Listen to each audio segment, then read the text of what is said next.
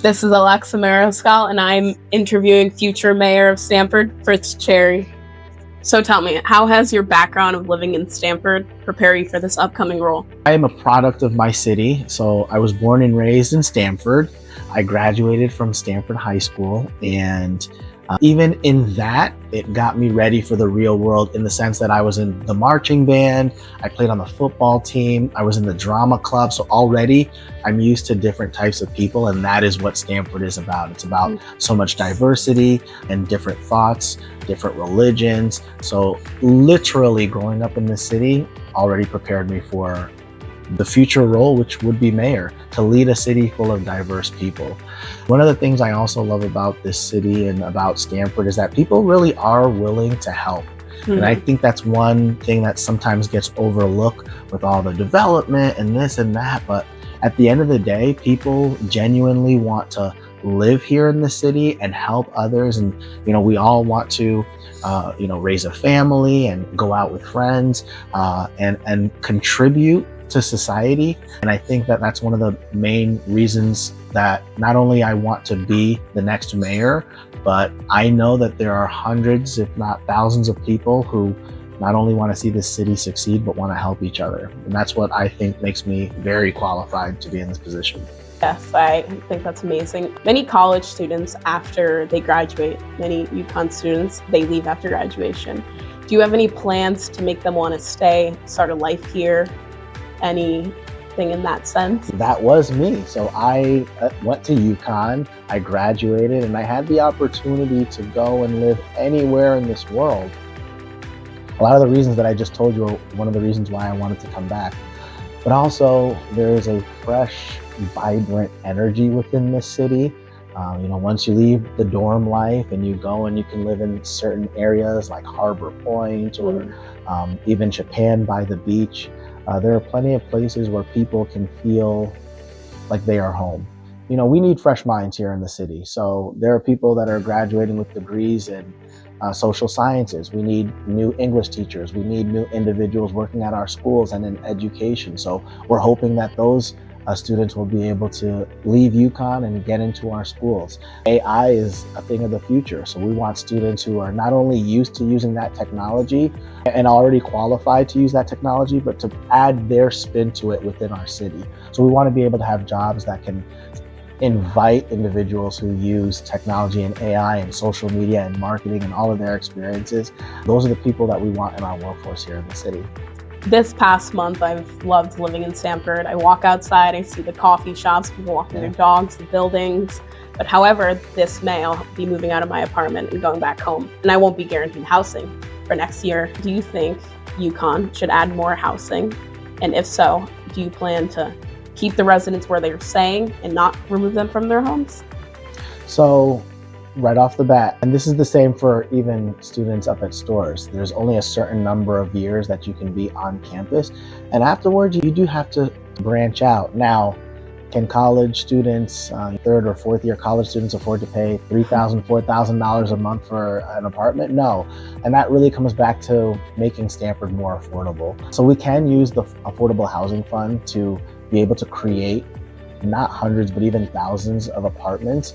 And right now, there are no real regulations, but I'm thinking that any individual who has lived in Stamford over 2 or 3 years would be able to apply to these more affordable units. One, it encourages people to stay in Stamford, but two, then it'll be able to give an opportunity, even college students, access to apartments that are more affordable. So instead of paying something like $3,000, maybe you can afford $1,500, which is more reasonable. Now, of course, you're gonna have to get a job. You're gonna be working that junior and senior year to afford those apartments, but we want you to stay in Stamford.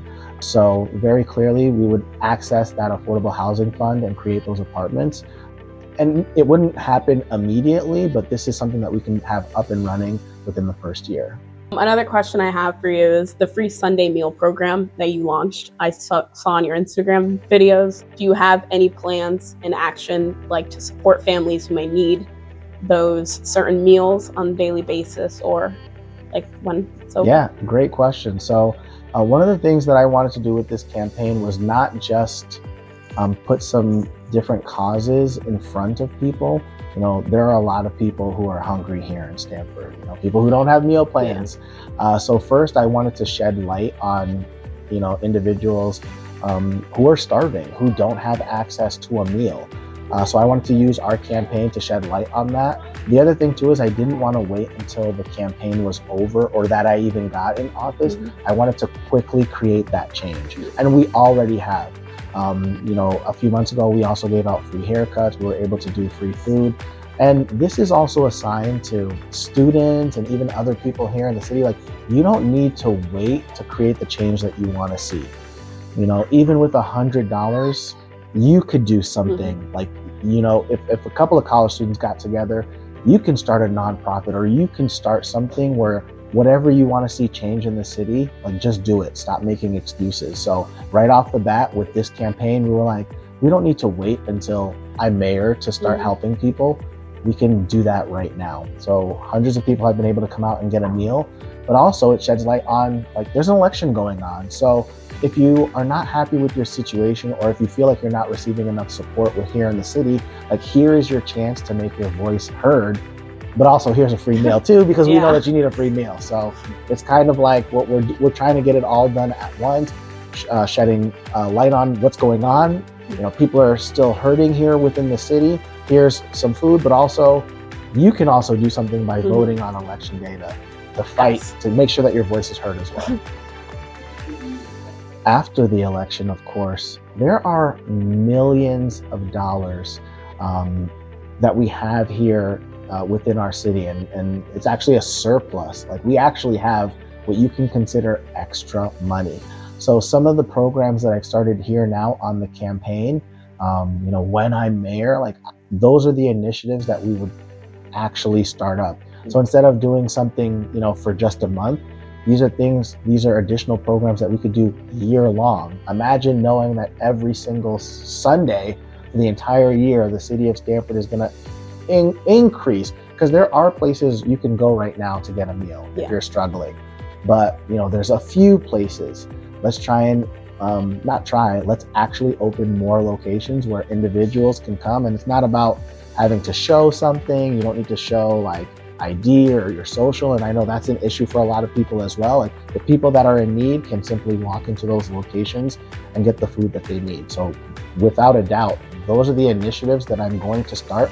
And there's going to be no doubt that I'm going to start those initiatives because we already started them. So now we're just going to continue them. Another issue that Stamford faces throughout a daily basis is the littering issue. Do you have any plans as future mayor to support those communities that have bigger issues in littering? Yeah, I mean, right off the bat, you know, we always talk about equality. And, you know, here in Stamford, it's very, very clear that there are certain communities that are cleaner than others. And I like to say that this is not an accident. It's not like somebody forgets to clean the street in certain parts of the city. So when I am mayor, it's going to be deliberate. It's going to be intentional that every street is cleaned on a regular. And if you say, oh, well, you know, we don't have the resources. Well, listen, if this neighborhood is cleaned 5 times a year, then all of the neighborhoods are going to be 5, like whatever it ends up being. We don't have time for excuses. And again, I've already started those projects. So we're getting volunteers together, though it shouldn't have to come to volunteers to do that.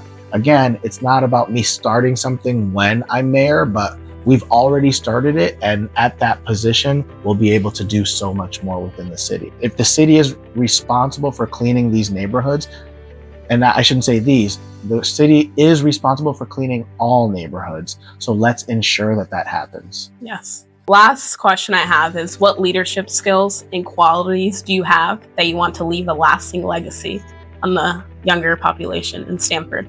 I own businesses, and I mean, I'm obviously running for office, and there have been opportunities in my life. I was elected to the Board of Education, but these are all like titles. The actual leadership legacy that I want to leave behind is I want to be able to inspire others. And I know it kind of sounds cheesy, but imagine me like 20 years ago graduating from UConn, not thinking that I would one day be running for mayor.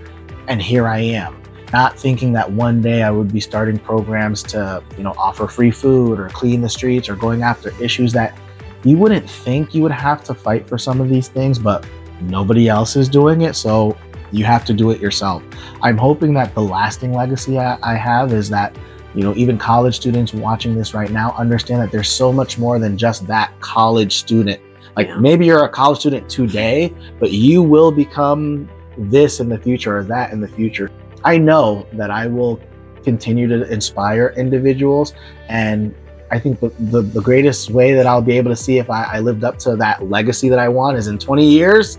And I turn on the TV and I'm like, oh my goodness, look who's on TV. Look who's interviewing the next president of the United States. I'll think that I had a little bit of, I inspired a little bit. I'll definitely think you about that. I mean, so that's really what it comes down to, that I think we all, even someone right now is probably watching you saying, wow, if she can do that and interview somebody, then I can do that as well. So that's the legacy I hope to leave behind. Reminder to come out and vote on Election Day, November 4th.